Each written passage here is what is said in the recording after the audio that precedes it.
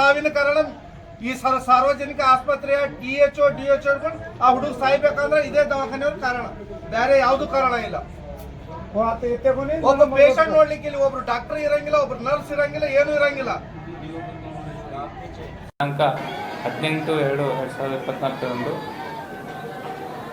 ಮಾದೇಬಾಳ್ ತಾಂಡ ದೇಸಾಯಿಕಲ್ಲು PSC ವ್ಯಾಪ್ತಿಯಲ್ಲಿ ಹೋಗ್ತದೆ. ಅಫ್ಜಲ್ಪುರ ತಾಲೂಕದಲ್ಲಿ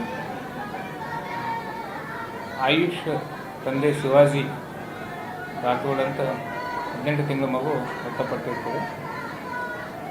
ಆ ಮಗುವಿಗೆ ಆಸ್ಪತ್ರೆಗೆ ತಂದಾಗ ನಮ್ಮ ವೈದ್ಯರು ಪರೀಕ್ಷಿಸಿದಾಗ ಮಗು ಬಾಡ್ ಡೆಡ್ ಅಂತ ಡಿಕ್ಲೇರ್ ಮಾಡಿದ್ದಾರೆ.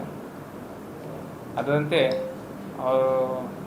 ಈಗಾಗಲೇ ಪ್ರಾಥಮಿಕ ತನಿಖೆ ನಮ್ಮದು ಡಿಸ್ಟಿಕ್ RCH ಆಫೀಸರ್ ಮತ್ತು ತಾಲೂಕು ಹೆಲ್ತ್ ಆಫೀಸರ್ ಪ್ರಾಥಮಿಕ ತನಿಖೆಯನ್ನು ಕೈಗೊಂಡಿದ್ದಾರೆ. ಅದ್ರ ಪ್ರಕಾರ ಆಮೇಲೆ ಅವ್ರ ಹಿಸ್ಟ್ರಿ ಎಲ್ಲ ತೊಗೊಂಡಿದ್ದ ಪ್ರಕಾರ ಅವತ್ತಿನಕ್ಕಿಂತ ಮೊದಲಿನ ದಿವಸ ವ್ಯಾಕ್ಸಿನ್ ತೊಗೊಂಡಿತ್ತು ಅಂತ ಹೇಳ್ತಾ ಇದ್ದಾರೆ. ಬಟ್ ವ್ಯಾಕ್ಸಿನ್ ಸಾಟರ್ಡೆ ದಿವಸ ತೊಗೊಂಡಿದೆ. ಇದು ಆಗಿದ್ದು ನಿನ್ನೆ ನೈಟ್ ಎತ್ತಾಗಿದೆ. ಮೋಸ್ಟ್ ಪ್ರಾಬಬ್ಲಿ ಆಸ್ಪಿರೇಷನ್ ಆಗಿರ್ಬೋದು ಅಂತ ಹೇಳ್ತಾ ಇದ್ದಾರೆ. ಇದಕ್ಕೂ ವ್ಯಾಕ್ಸಿನ್ಗೆ ಏನು ಸಂಬಂಧ ಇಲ್ಲ. ಯಾರು ಪೋಷಕರು ಇದ್ರ ಬಗ್ಗೆ ಆತಂಕ ಪಡಂಗಿಲ್ಲ. ಅವತ್ತಿನ ದಿವಸ ಸೇಮ್ ಡೇನೆ 8 ಜನರಿಗೆ ವ್ಯಾಕ್ಸಿನೇಷನ್ ಮಾಡಿದ್ದಾರೆ ನಮ್ಮ PSU. 8 ಜನರಲ್ಲಿ ಇದೇ ವ್ಯಾಕ್ಸಿನನ್ನು ಇನ್ನೂ 2 ಮಕ್ಕಳಿಗೂ ಮಾಡಿದ್ದಾರೆ. ಅವರೆಲ್ಲ ಆರೋಗ್ಯವಂತಾಗಿದ್ದಾರೆ. ಇದೇ DPT ಬೂಸ್ಟರ್. ಯಾವ ಹಾಸ್ಪಿಟಲ್ ಮಾಡಿದ್ದಾರೆ? ಇಲ್ಲ, ಅಲ್ಲೇ ಸಬ್ ಸೆಂಟರ್ ಇದೆ, ಸಬ್ ಸೆಂಟರಲ್ಲೇ ಮಾಡಿದ್ದಾರೆ. ಅಂದರೆ ಇವರಿಗೆ 3 ತಿಂಗಳಿಗೊಮ್ಮೆ ಕೊಡ್ತಕ್ಕಂಥ ವ್ಯಾಕ್ಸಿನ್ 3 ದಿನ ಕಂಟಿನ್ಯೂ ಕೊಟ್ಟಿದ್ದಾರೆ? ಇಲ್ಲ ಆಗಿಲ್ಲ. ಇದು 1.5 ಮಂತಿಗೆ ಕೊಡ್ತೀವಿ.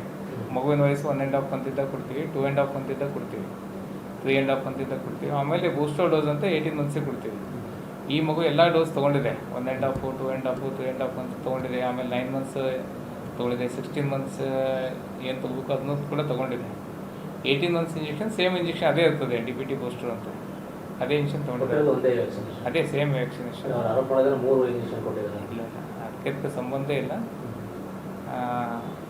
ಅದು ತೊಗೊಂಡಿದ್ದು ಸಾಟರ್ಡೆ ದಿವಸ, ಇದು ಆಗಿದ್ದು ಸಂಡೇ ನೈಟ್. ಜ್ವರ ಬಂದಾಗ ಟ್ಯಾಬ್ಲೆಟ್ ಕೊಟ್ಟಿದ್ರು, ತೊಗೊಂಡ್ರೆ ಬಾಯಿಗೆ ಅಂತ ತೊಗೊಂಡ್ಬಂದ್ವಿ. ಇಲ್ಲ, ಅದೇ ಮಿಲ್ಕ್ ಎಕ್ಸ್ಪ್ರೆಷನ್ ಅಥವಾ ಏನಾದ್ರು ವಾಟರ್ ಎಕ್ಸ್ಪ್ರೆಷನ್, ಲಂಗ್ಸ್ದಲ್ಲಿ ಎಕ್ಸ್ಪ್ರೆಷನ್ ಆಗಿ ಗೊತ್ತಾಗಿರ್ಬೋದು, ನಾವು ಶಂಕೆ ಮಾಡಿದ್ದೀವಿ.